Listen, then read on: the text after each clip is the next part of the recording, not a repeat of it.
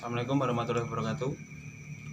Di sini saya ingin mempresentasikan yaitu slide keempat kurang lebihnya, yaitu tentang judulnya faktor-faktor yang mempengaruhi pelanggaran HAM terhadap pada anak.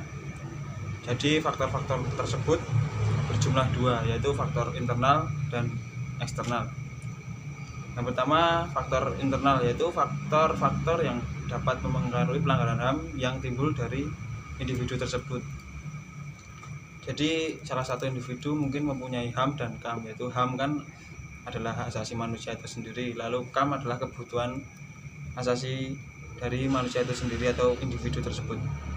Jadi jika kedua tersebut tidak seimbang, maka akan terjadi pelanggaran HAM yang dipengaruhi dari internal salah satu ataupun individu tersebut.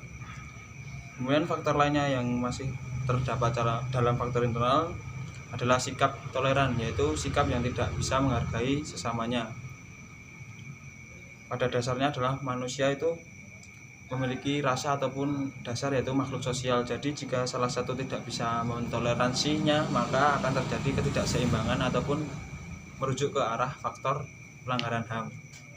Terkhususnya anak-anak usia dini ataupun sekolah dasar masih belum bisa memahami arti dari sikap toleransi. Dari segi umur pun mereka belum bisa membedakan yang mana yang baik, mana yang buruk. Lanjut, berarti tadi sampai di yang tidak sopan ataupun belum mempunyai rasa toleransi.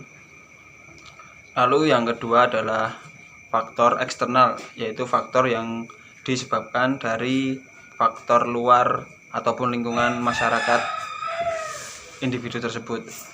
Salah satu contohnya yaitu pada anak adalah faktor IT ataupun media teknologi yang semakin pesat ini, apalagi terdapat media sosial, itu dapat mempengaruhi pelanggaran hak.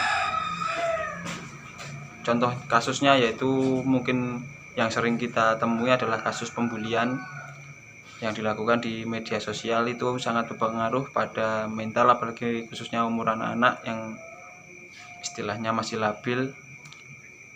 Membuli itu bagi saya adalah satu kekerasan anak yang sering terjadi, apalagi di Indonesia. Yang kedua yaitu faktor kedua dari yang eksternal, mungkin kurangnya perhatian dari orang tua, yaitu minimnya tingkat kesadaran orang tua terhadap hak asasi anaknya sendiri. Yang ketiga, faktor dari masyarakat, yaitu masyarakat di zaman sekarang juga sangat mungkin kurang mempunyai pengetahuan untuk hal hak asasi, terutama pada anak-anak yang dianggap sepele.